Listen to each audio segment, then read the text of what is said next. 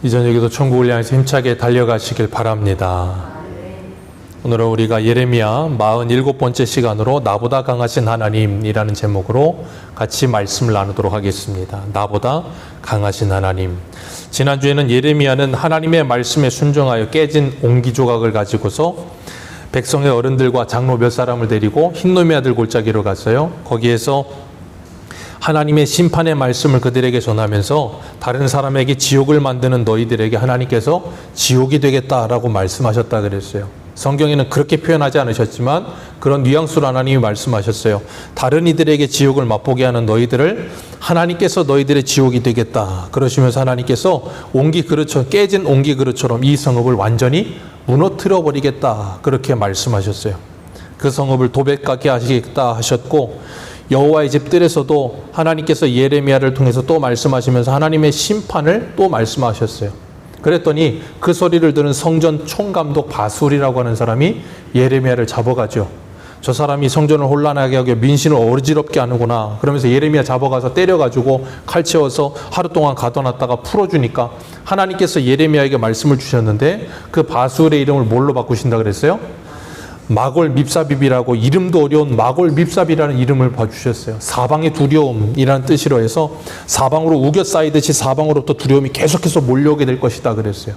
그래서 정말로 북방에서부터 바벨론이 몰려와서 그들을 사로잡아가고 그 바술의 부모와 그리고 그 친구들과 그의 말을 듣는 모든 사람들을 바벨론에 잡아가게 해서 거기서 죽게 하실 것이라 그렇게 말씀하셨습니다. 그렇게 하나님께서 거의 저주에 가까운 말씀을 하시고 나서 그 다음에 예레미야가 하나님께 말하는 내용이에요. 예레미야가 지금 어떤 상태예요? 하나님의 말씀 전하다가 매 맞았습니다. 자기 고향 사람은 죽이겠다 그러고 수많은 사람들이 조롱하고 멸시하고 예레미야 말에 누구도 귀 기울이지 않아요. 그럴 때 예레미야가 7절에 말하는데 7절 같이 한번 읽어봅니다. 시작. 여호와여 주께서 나를 권유하심으로 내가 그 권유를 받았사오며 주께서 나보다 강하사 이기셨으므로 내가 조롱거리가 되니 사람마다 종일토록 나를 조롱하나이다. 아멘. 자, 7절 위에 파란 글씨로 뭐라고 써 있어요? 네, 성경이니까 이렇게 쓴 거예요. 그냥 사령을 아랬다 그런 거예요. 예레미야가 사정을 아는 게 아니고 하나님께 원망한 거죠. 불평한 거고 하소연한 거예요. 하나님 도대체 나한테 무슨 억하심정이 있어서 나한테 이러십니까? 하는 거예요. 이 권유라는 단어가 파타라는 히브리어를 쓰는데 유혹하다, 설득하다 그런 뜻을 가지고 있어요. 하나님께서 예레미야를 뭐 하셨다고요? 설득하셨어요. 뭘 설득하셨을까요? 예레미야가 하기 싫다는 걸 설득하신 거예요. 어떻게 설득하세요? 하겠다고 할 때까지 설득하세요. 그러니까 참 하나님은 무서우신 하나님이에요. 설득하시는데 어떻게 한다고요? 항복할 때까지 설득하십니다. 오래 기다리십니다. 끝까지 기다리십니다. 언제까지요? 손 들 때까지요.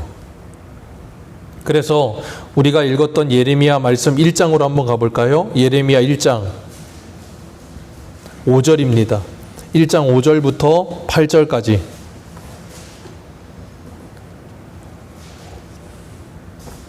예레미야 1장 5절에서 8절까지 읽습니다. 시작.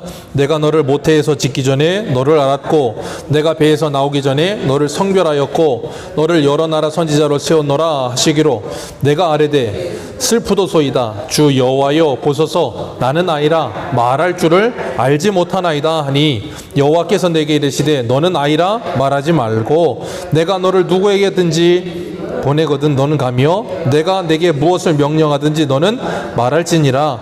너는 들을 때문에 두려워하지 말라. 내가 너와 함께하여 너를 구원하니라. 나 여호와의 말이니라 하시고. 아멘. 하나님이 예레미야를 부르세요. 젊은 예레미야를 부르셔가지고 너는 가서 말씀을 전해라. 그랬더니 예레미야가 뭐라 그래요? 나는 아이라 말할 줄 모릅니다. 난 언변이 뛰어나지 않습니다. 모세랑 똑같은 말 하죠. 하나님이 모세 부르셨을 때도 모세가 나는 말이 어눌합니다. 보낼 만한 자를 보냈어서 그랬더니 말 잘하는 네 형을 붙여주겠다 그러시고 하나님이 계속해서 모세를 설득하시고 그런 것처럼 예레미야도 지금 설득하는 거예요. 예레미야가 난 말 못합니다. 난 못합니다. 그러니까 하나님이 너와 함께 하겠다. 그리고 9절에는 뭐라 그래요? 하나님이 여호와께서 그의 손을 내밀어 예레미야의 입에 대시면서 내 말을 내 입에 두었다 그러신다. 하나님이 그렇게까지 말씀하시면서 예레미야를 설득하세요. 그래서 어떻게 돼요? 예레미야가 하나님의 설득에 져요. 그래서 하나님이 나보다 강하심으로 나를 이기셔서 나에게 이 일을 맡기셨다라고 말을 하는 거예요. 우리가 주일 저녁에도 사무엘상 7장 하면서 하나님께서 사무엘을 통해 이스라엘 백성들을 회개하고 기도하게 만드시더니 블레셋과 싸움이 일어나게 하셨다 그랬잖아요. 그리고 블레셋과 이겼다 그럴 때 그건 하나님이 블레셋을 이긴 게 아니라 누굴 이겼다 그랬어요? 이스라엘을 이겼다라고 말씀을 드렸어요. 20년 동안이나 하나님을 찾지 않던 그 이스라엘을 하나님을 찾게 만드시고, 그리고 하나님께 두 손 들고 다른 방법이 없게 하셔서 우상을 다 제거하고 하나님만을 의지할 수 있도록, 그건 마치 뭐와 같으냐면 이스라엘 백성들이 홍해를 건너던 때와 같은 거예요. 생각해 보세요. 홍해 바다가 있습니다. 근데 하나님이 동풍 불어서 홍해 바다를 갈라놓으셨어요. 그리고 참 하나님은 섬세하셔서 그냥 가르기만 하지 않으시고 거기에 마른 땅을 만드셨습니다. 이스라엘 백성들 건너가기 불편할까봐 마른 땅을 만드셔서 다 말려놓으시고 건너라 그러는데 건너가요? 안 건너가요? 안 건너갑니다. 그러니까 뒤에 누구를 붙이세요? 바로요. 여러분, 바로가 없었으면 이스라엘 백성들 홍해 안 건넙니다. 생각해 보세요. 뒤에 누가 쫓아오는 사람 없으면 앞에 바다가 갈라져 있다고 거길 누가 들어가겠어요? 잘못하고 들어갔다가 덮이면 죽는데. 안 들어가요. 그러니까 뒤에 누가 따라와야 정상이에요? 바로가 따라와야 정상이에요. 그게 하나님의 계획이에요. 그리고 따라온 그 바로는 거기서 수장시켜서 진멸시켜버리고 그들의 왕이 바뀌었다는 것도 보여주시니까 하나님의 일하시는 보면 하나만을 보지 않으세요. 복합적으로 일하시는 거예요. 바로도 심판하시고 그걸 통해 왕이 바뀌는 것도 보여주시고 이스라엘도 건너게 하게 하시고 여러 가지 일들을 하나님이 함께 하시지 어느 한 측면만 하나님이 그 일을 이루기 위해 하시는 일이 아니에요. 그건 우리에게도 마찬가지예요. 우리에게 무슨 일이 일어나면 그건 내가 보고 있는 그 측면만 있는 게 아니에요.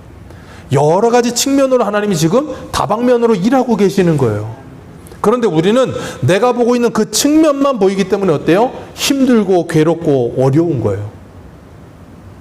그러나 하나님께서는 이스라엘 백성들이 하나님께 두 손 들게 하시고 하나님께 항복하게 하세요. 그리고 예레미야도 하나님께서 이렇게 말씀하시는 거예요. 나보다 강하심으로 이기셔서 나를 어떻게 하셨다고요? 조롱거리 되게 하셨다. 나를 종일토록 조롱거리 되게 하셨다. 참 이상하지 않습니까? 하나님이 예레미야를 이겼는데 조롱거리가 된대요. 이유는 하나입니다. 8절 때문에요. 내가 말할 때마다 그 말 누가 넣어주셨다고요? 예레미야 1장 9절에 하나님이 예레미야 입에 넣어주셨어요. 그 하나님이 넣어주신 그 말을 말할 때마다 사람들에게 그 말의 내용이 뭔데요? 파멸과 멸망을 선포하니 그 말을 듣는 사람들이 종일토록 나를 뭐예요? 모욕하고 치욕하는 거예요. 그 내용이 뭐였어요? 예레미야 1장 10절을 보면 보라, 내가 너를 오늘 여러 나라와 여러 왕국 위에 세워 내가 그것을 뽑고 파괴하고 파멸하고 넘어뜨리며 건설하고 심게 하였느니라. 이걸 하나님의 재건축이라 그랬잖아요. 다 밀어버린 다음에 다시 짓는 거예요, 새롭게.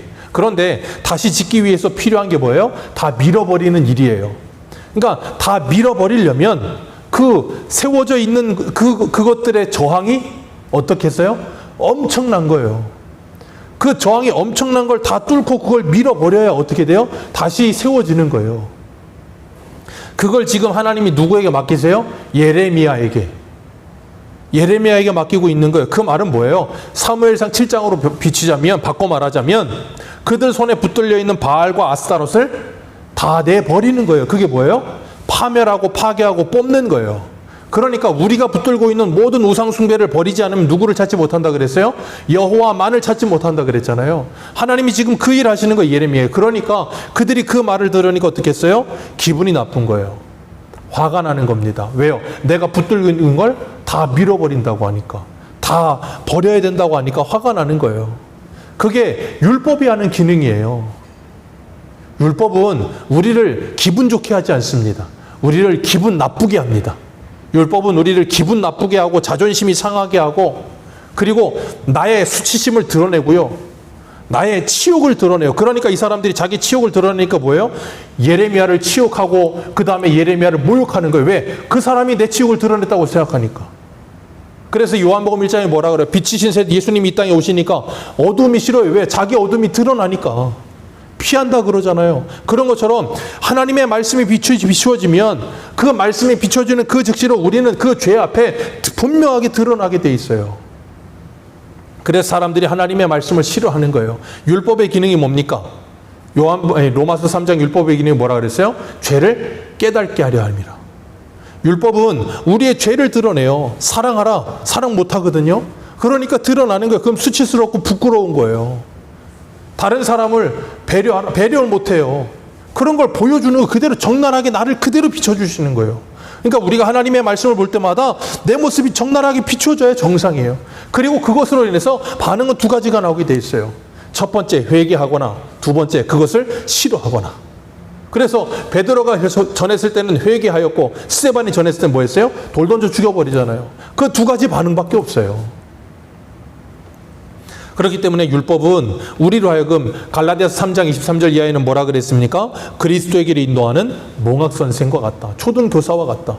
그래서 우리는 율법을 통해서 하나님의 말씀이 우리에게 보여져서 하나님의 말씀이 뭔데요? 8절 말씀에 파멸과 멸망. 왜 파멸과 멸망이 찾아옵니까? 이유는 하나죠. 죄 때문에요. 생명이신 하나님을 떠나버렸기 때문에 그들에게는 파멸과 멸망밖에 없어요. 죽음밖에 없어요. 그게 죄라고요. 그러니 그 죄와 파멸과 멸망을 선포하니 사람들이 듣기 좋아하겠습니까? 싫어하겠습니까? 당연히 싫어하죠. 그러니 거짓 선지자들은 사람들이 듣기 좋은 말을 하는 거예요. 무슨 말을 하겠어요? 파멸과 멸망을 말하지 않아요. 하나님의 재건축이 아니라 하나님의 리모델링만 말합니다. 무너뜨릴 필요 없다는 거예요. 네가 가지고 있는 거 그대로 괜찮다. 잘하고 있다. 하나님은 사랑의 하나님이시다. 하나님은 위로의 하나님이시다. 하나님은 너를 사랑하신다. 예, 맞는 말이죠. 근데 입에 발린 말만 하는 거예요. 그러면서 그 사람의 죄를 지적하지 않아요. 그 사람이 그 죄로 말미암아 돌이킬 수 있도록 철저하게 죄로부터 지적돼서 이 본성이 어떤지, 내 바닥이 어떤지를 철저하게 드러내질 않는다고요. 왜? 사람들이 그거 싫어합니다. 싫어해요. 내가 얼마나 죄인인지, 내가 얼마나 악한지, 내가 얼마나 사랑이 없는지 드러내는 거 싫어해요. 그러니까 사람들은 뭐예요? 자꾸 교회 다니면서 가면 쓰는 거예요. 자꾸 가면 쓰고 겉에서는 아닌 척하면서 뒤에서는 온갖 일을 다 해요. 하나님의 말씀은 그걸 적나라하게 드러내는 거예요. 그러니까 싫은 거예요. 싫든가 아니면 철저하게 회개하든가. 철저하게 회개하여 새 사람이 되어서 내 삶이 완전히 인생이 변해버려야 뭐예요? 내가 가면을 쓰지 않아도 이제는 그것이 자유로워지는 거예요. 그러니까 그것 하지 않기 위해서 우리는 뭐 해야 돼요? 예수께 나가야 되는 거예요. 그래서 내 죄를 철저하게 고백하고 거기서 용서함을 받고 자유함을 얻어야 돼요. 그러지 않으면 평생 가면 쓰고 살면 얼마나 불편하겠습니까? 그러니 예레미야 당시에 거짓 선지자들은 듣기 좋은 말만 하고 예레미야는 이런 말만 하니 누가 좋아하겠어요? 그러니 이건 예레미야만 그런 게 아니잖아요. 아모스도 하나님의 말씀 전하니까 북이스라엘 선지자가 뭐라 그래요? 야, 너 남유다 가서 돈벌이나 거기서 밥 벌어먹고 살아라. 그러면서 조롱을 해요. 예수님 당시에도 예수님이 하나님의 말씀을 그대로 전하니까 그들이 예수님을 죽이려고 하고 바울을 죽이려고. 왜 그래요? 이유는 하나예요. 하나님의 주신 말씀을 전하기 때문에 그런 거예요. 그래서 바울은 디모데를 향해 뭐라 그럽니까? 자기 영적 아들 디모데를 향해서 복음과 함께 고난을 받으라. 왜요? 복음은요, 이 세상 앞에 하나님의 복음이 떨어지면 반드시 그 두 가지 반응밖에 안 나와요. 돌을 던지든가 회개하고 예수를 믿든가. 근데 회개하고 예수를 믿는 비율이 거의 희박해. 거의 뭐 원주율처럼 희박해. 그렇게 희박하니까 거의 대부분은 돌을 던진단 말이에요. 그러니까 얼마나 괴롭고 힘들겠어요. 그런데도 불구하고 뭐 한다고요? 오늘 본문 7절에 말하는 것처럼 하나님이 나보다 강하셔서 나를 권유하셔서 이기심으로 그 일을 안 할 수가 없는 거예요. 안 하려니까 어때요? 9절 말씀에 또 어떻대요? 9절 같이 읽습니다. 시작.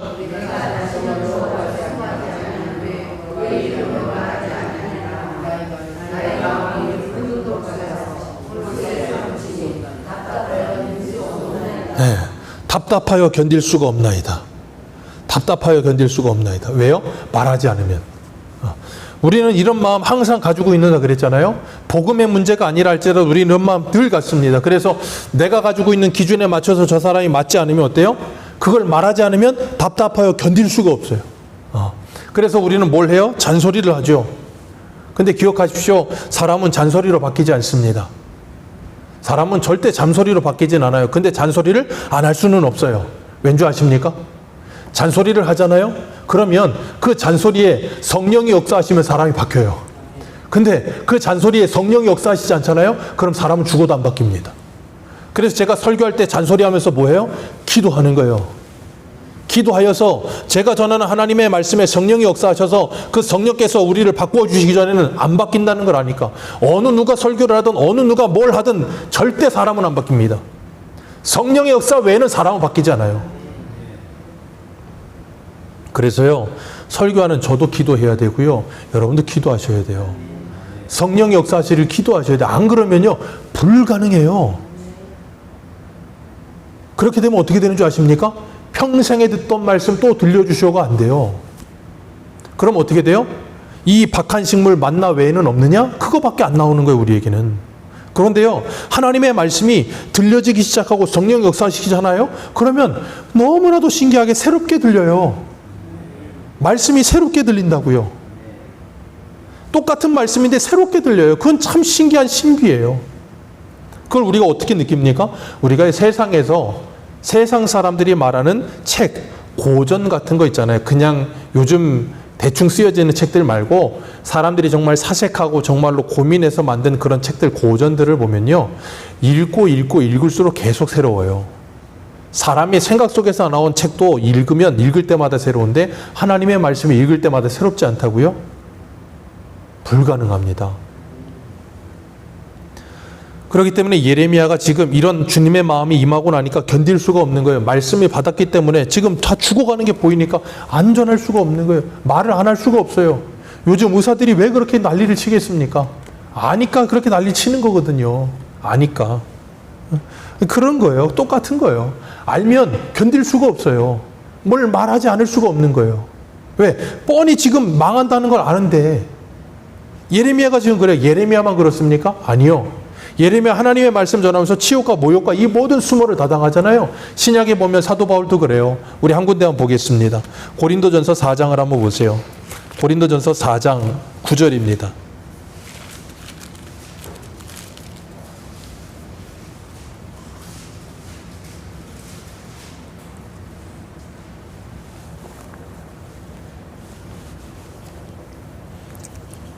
고린도전서 4장 9절입니다. 9절에서 13절까지 읽습니다. 시작. 내가 생각하건대 하나님이 사도인 우리를 죽이기로 작정된 자같이 끄트머리에 두셨음에 우리는 세계 곧 천사와 사람에게 구경거리가 되었도다. 우리는 그리스도 때문에 어리석으나 너희는 그리스도 안에서 지혜롭고 우리는 약하나 너희는 강하고 너희는 존귀하나 우리는 비천하여 바로 이 시각까지 우리가 줄이고 목마르며 헐벗고 매맞으며 정처가 없고 또 수고하여 친히 손으로 일을 하며 모욕을 당한 즉 축복하고 박해를 받은 즉 참고 세상의 더러운 것과 만물의 찌꺼기같이 되었도다. 아멘. 이게 지금 사도 바울이 당한 현실이에요. 바울이 왜 이런 현실을 당합니까? 이유는 하나예요. 하나님의 말씀 때문에요. 하나님의 말씀 안 전하면 이런 현실을 안 당해도 되거든요. 고린도후서 전서지만 고린도후서 11장을 보면 사도 바울이 얼마나 많은 위험을 당하는지 나오거든요. 그 모든 위험 딱 하나 하나님의 말씀 때문이에요. 바울이 그거 안 하면 그런 위험 안 당해도 되거든요.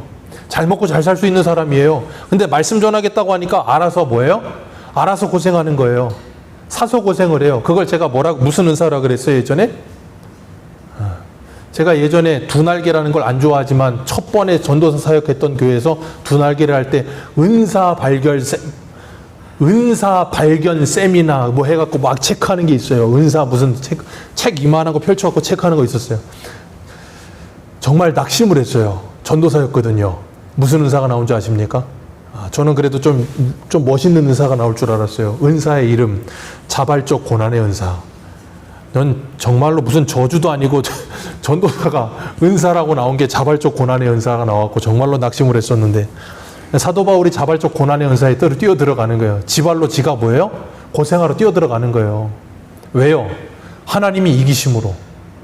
예레미야가 그 모든 수치와 모욕을 당하면서 뛰어 들어가요. 왜요? 하나님이 이기셔서. 안 하고 싶죠? 사람이 누가 그런 일 하고 싶겠습니까? 안 하고 싶어요. 고생 안 하고 싶고 편하게 살고 싶은 게 사람이에요.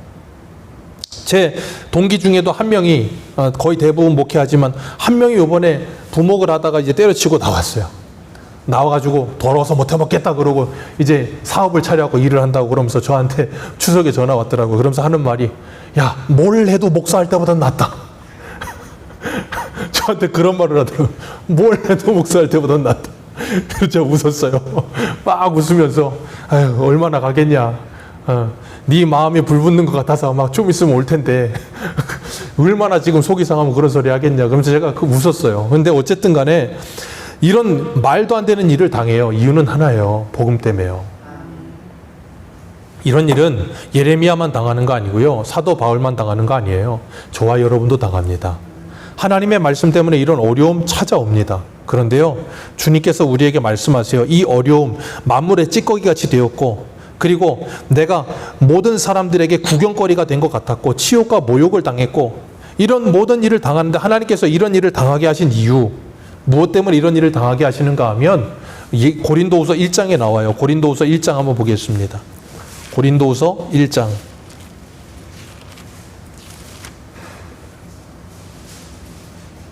고린도후서 1장 4절입니다.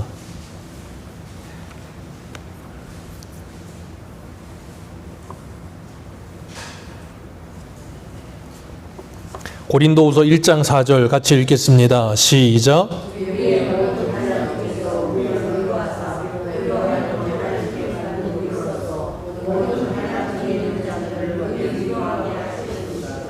아멘. 모든 환난 중에서 우리를 모아사 위로하사 우리로 하여금 하나님께 받은 위로로서 모든 환난 중에 있는 자들을 능히 위로하게 하려 하십니다.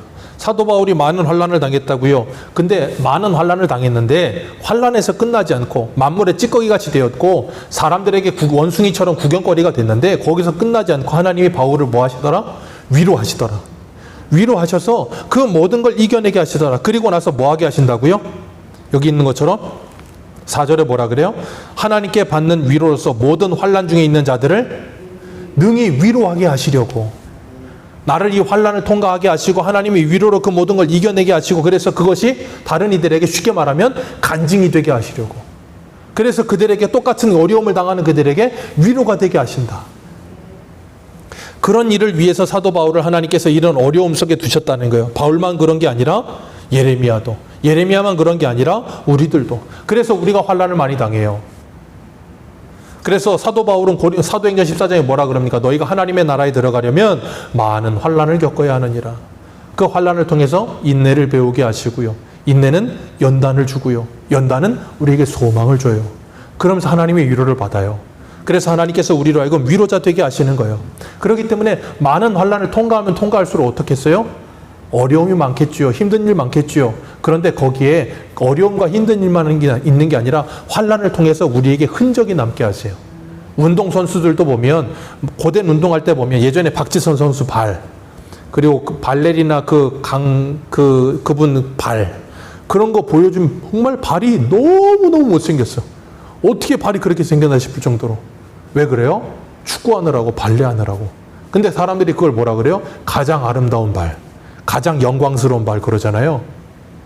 이유는 하나예요. 그 모든 걸 통해서 그 모든 영광이 찾아오게 되거든요. 그런 것처럼 사도 바울도 자기가 예수 때문에, 그 복음 때문에 당한 그 모든 환난, 그래서 그 환난을 통해서 받게 된 그 상처, 그걸 영광으로 이겼어요.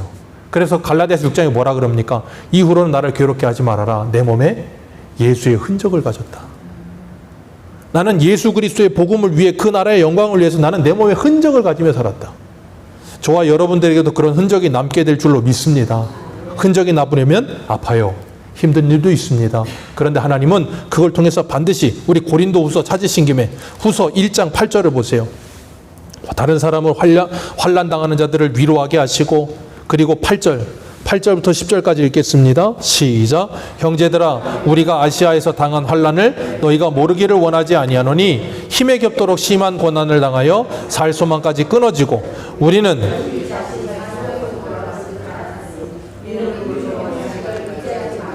오직 죽은 자를 다시 살리시는 하나님만 의지하게 하십니다. 그가 이같이 큰 사망에서 우리를 건지셨고 또 건지실 것이며 이후에도 건지시기를 그에게 바라노라. 아멘. 사도 바울이 어떻게 됐다고요? 환난 때문에 살 소망이 끊어지고 사형 선고 받은 것 같았다고요. 왜 그렇게 하셨다고요? 자기를 의지하지 말고 어떻게 해요? 오직 죽은 자를 다시 살리시는 누구만? 하나님만. 하나님만. 여호수아가 이스라엘 백성들에게 여호와만. 고린도전서에서도 하나님만. 사무엘도 하나님만. 다른 무엇을 보지 말고 하나님만을 의지하라는 거예요. 자기 자신 의지하지 말라는 거예요. 자기 자신의 힘도 의지하지 말고 자기 자신의 무슨 실력, 자기 자신의 무슨 어떤 그 무엇 의지하지 말라는 거예요. 그걸로 하나님의 일이 되어지지 않는다는 거예요. 하나님의 일은 하나님의 힘으로 되는 줄 믿습니다. 하나님의 능력으로 되는 줄 믿습니다. 그래서 우리가 많은 환난을 겪어요. 왜요? 많은 환난을 겪어야 힘이 빠져요. 많은 환난을 겪지 않으면 힘이 안 빠집니다. 그래서 운동선수들이요, 경기 나가기 전에 한 2시간 전에 먼저 와서 뭐 하는 줄 아세요? 죽으라고 배트 돌려요. 왜 그럴까요? 힘이 빠져야 몸이 부드러워져요. 그럼 이게 자연스럽게 나오거든요. 경직되면 절대 자연스럽게 안 나옵니다. 그러면 운동을 해도 어떤 운동을 하든지 자연스럽게 안 되면요, 부상 위험이 많고요. 뭘 해도 잘 안 돼요. 그래서 몸을 푸는 거예요. 워밍업 하느라고. 하나님이 우리에게 환난을 주시는 이유, 우리를 하여금 워밍업 하시려고요. 그래서 예열을 해서 몸이 데펴지고 몸이 힘이 빠지고 자연스러워져서 하나님의 일이 성령의 인도하심을 따라서 자연스럽게 되어지도록 하시기 위해서. 왜? 내가 하면 자꾸 부자연스럽거든. 뭐가 자꾸 어디가 걸리고 뭐가 힘들어지고 뭐가 자꾸 부딪히고, 그러니까 뭐가 안 돼. 그러니까 제가 우스갯소리로 그랬잖아요. 하나님 쓰시기 좋은 종이 돼야 된다 그랬잖아요. 그 말은 뭐예요? 제 힘이 빠져야 돼요. 제 힘이 빠지는 만큼 자연스러워지는 거예요. 우리 모두가 다 그래요. 내 힘 빠지지 않으면 자연스럽지 않습니다. 그래서 하나님께서 우리들에게 우리의 힘을 빼게 하시고 하나님만을 의지하시는 훈련을 주시는 거예요. 그래서 말씀 전하면서 환난을 당하고 치욕을 당하고 어려움을 당하고, 그래서 예레미야가 뭐라 그래요? 내가 다시는 하지 않으리라. 네, 그 친구처럼 내가 다시는 내가 하지 않으리라. 그런데 그러고 있다가 좀 있으면 어떻게 된다고요? 마음이 불붙는 것 같아 견딜 수가 없게 돼. 그런데 상황은 어때요? 10절 같이 읽습니다. 오늘 보면 10절입니다. 시작.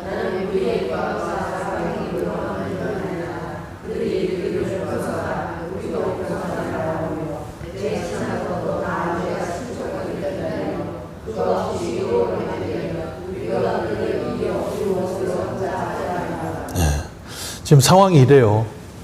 고향 사람도 죽이겠다 그러고 다른 사람들도 비방을 하고 친한 벗들도 와가지고 실족하기를 기다리면서 어디 넘어지나 보자. 내 넘어지면 고소하겠다. 그러고 있고, 그리고 넘어지면 내가 원수를 갚아주리라. 이런 상황에서 예레미야가 뭐 사도 바울로 다를 게 뭐 있습니까? 살 소망이 끊어지고 사형 선고를 받은 것 같겠죠.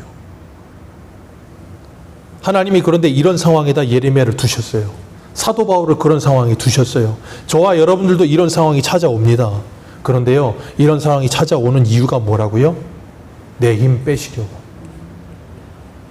내 힘 빼야 살 수 있으니까.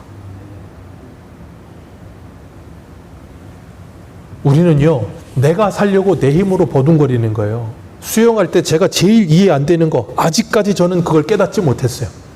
수영할 때 제일 중요한 건 힘을 빼는 거래요. 물속에 들어가서 물속에 들어가는데 죽겠는데 어떻게 힘을 뺍니까? 살겠다고 호우적대죠. 그러면요, 몸에 경직되면서 이 근육이 활동을 하면 더 무거워진대요, 몸이. 힘을 자연스럽게 빼야 몸이 가벼워진대요. 정말 신기한 말이에요. 이론은 알겠는데 죽어도 힘이 안 빠져. 어떻게 해야 돼요? 자꾸 물속에 가서 죽을 뻔을 해야 돼요. 그래서 계속 해봐야 돼요. 그래서 하나님이 우리들한테 하나님의 말씀에 순종하라는 이유가 거기 있는 거예요. 순종하면서 죽을 것 같이 힘든 상황을 계속해서 통과하는 거예요. 그러다 보면 뭐예요? 힘이 빠지는 게 뭔지를 알게 돼요. 몸으로 체득하게 된다고. 이 말씀이 체험이 된다고. 그리고 나면 이 말씀이 이런 거구나. 그리고 나면 뭐야? 다음 세대들한테 그걸 말해줄 수 있게 되는 거예요. 그래서 이게 오랜 시간이 걸려요. 말씀이 체험될 때까지. 여러 상황, 여러 환경을 통해서 계속 하나님이 환난을 주세요. 예레미야가 하나님께 이렇게 기도를 해요. 그런 상황에서도 하나님께 기도하면서 의인을 시험하사 폐부와 심장을 보시는 만군의 여호와여, 그렇게 말해요. 하나님은 우리의 중심을 보신다는 거예요. 그러면서 하나님께서 그들을 보복하심을 나로 보게 하옵소서라고 기도해요. 하나님이요, 하나님께서 보복하심을 나로 보게 하옵소서. 그 말은 뭐예요? 하나님 승리하게 하옵소서. 그게 사무엘 7장에 이스라엘 백성들이 하나님께 기도하고 블레셋을 이기는 것을 보게 하시잖아요. 마찬가지예요. 하나님이 우리에게도 그런 놀라운 하나님의 은혜를 경험하게 하실 줄 믿습니다. 그리고 예레미야가 14절부터는 뭐 하냐면 그 하나님이 내 힘 빼시려는구나 하는 그것을 알기 전의 과정을 말하면서 뭐 하냐면 내 생일이 저주를 받았더라면, 내 어머니의 뱃속이 내 무덤이었더라면, 그 말은 뭐예요? 사생아가 됐다면, 태어나기 전에 사생됐다면, 그러면서 뭐 내 아버지가 나로 인해 등남과 즐거움이 없었다라면 막 그렇게 말을 하면서 이런 말도 안 되는 소리를 합니다. 여러분, 예레미야도 이런 말을 해요. 여기에 좀 위로를 받으시기를 축복합니다. 예레미야도 이런 말 합니다. 사람이 너무 힘들면 무슨 말 못하겠습니까? 예, 예레미야도 그렇고요. 우리도 그래요. 하나님한테 우린 그런 말 안 합니까? 해요. 근데 하나님이요, 그거 다 들으세요. 그리고요, 하나님이 다 들으시고 우리를 측은하게 보시는 것 같아요. 불쌍히 보시는 것 같아요. 그리고 나서 그 상황이 조금만 벗어나지잖아요. 그러면 또 하나님이 이것을 또 생각나게 하세요. 그래서 부끄러워서 아무 말도 못하겠어요. 하나님이 그러실 때가 있는 것 같아요. 근데 하나님이 그걸 통해서 우리를 자라게 하시는 것 같아요. 예레미야가 이렇게 말을 하면서 뭐라 그러냐면 18절 같이 읽습니다. 시작. 어찌하여 내가 태어서 나서 고생과 슬픔을 보며 나의 날을 부끄러움으로 보내는고 하니라. 어찌하여 내가, 쉽게 말하면 아휴, 내가 왜 태어나서 이 꼴을 보나. 우리 부모님들이 자녀들 말 안 들으면 그런 말 할 수도 있잖아요. 내가 왜 이 꼴을 보려고 내가 너를 낳았냐 그러기도 하고, 내가 왜 태어나서 이 고생을 하나 그러기도 하고, 막 그런 말 해요. 근데 이 슬픔을 보며 나의 날을 부끄러움으로 보내는 거, 그 부끄러움의 시간을 보내야, 이 슬픔의 시간을 보내야 성도가 됩니다. 하나님의 사람으로 자라납니다. 하나님이 그래서 우리들에게 이런 일을 허락하세요. 만물의 찌꺼기와 같은 상황, 원숭이처럼 구경거리가 되는 상황, 때로는 치욕을 당하고, 때로는 조롱을 당하고, 때로는 환난을 당하고, 때로는 도무지 이해가 되지 않을 만한 상황을 겪기도 하고, 요셉이 형들에게 팔림을 받아서 보디발의 집에 와서 한 20년 가까이를 수없이 많은 일을 당합니다. 이해할 수 없는 상황. 그런데 나중에 형들이 자신의 앞에서 절할 때 그제서야 자기가 20년 전에 17살 때 꿈꿨던 그 꿈이 무슨 뜻이었는지를 깨닫게 돼요. 그리고 이 모든 것이 하나님의 일하심이었다는 것을 깨닫고 나니까 뭐예요? 자기 인생이 해석이 돼요. 그리고 나니까 형제들을 뭐예요? 용서할 수 있게 된 거였어요. 그런 것처럼 우리가 지금 당하는 환난, 우리가 지금 당하는 어려움 이해가 되질 않습니다. 때로는 도무지, 그래서 때로는 14절부터 18절까지의 예레미야처럼 이런 하나님 앞에 이런 일을 말하기도 하고, 하나님 나를 왜, 그런 말을 하면서 하나님께 막 불평도 하고, 그런데 하나님이 그 모든 것 막 이렇게 추스리셔가지고 이렇게 해서 선으로 바꿔놓으시는 거예요. 그래서 하나님의 뜻을 깨닫고 나면 다음 사람들이 그런 일을 당하고 있을 때, 그래 힘들지, 나도 그랬었거든. 근데 하나님은 이렇게도 일하시더라. 하나님은 저렇게도 일하시더라. 그러면서 그들에게 위로가 되고, 그들에게 그 위로를 통해서 일어날 수 있는 힘을 주시기도 하신다는 걸 기억하시기를 바랍니다. 하나님은 우리보다 강하십니다. 하나님은 우리보다 더 사랑이 많으십니다. 하나님은 전능하십니다. 우리가 그 하나님의 손에 붙들려 있다는 걸 기억하시고 감사하며 우리의 삶을 살아내는 저와 여러분들 되시기를 축복합니다. 기도하겠습니다.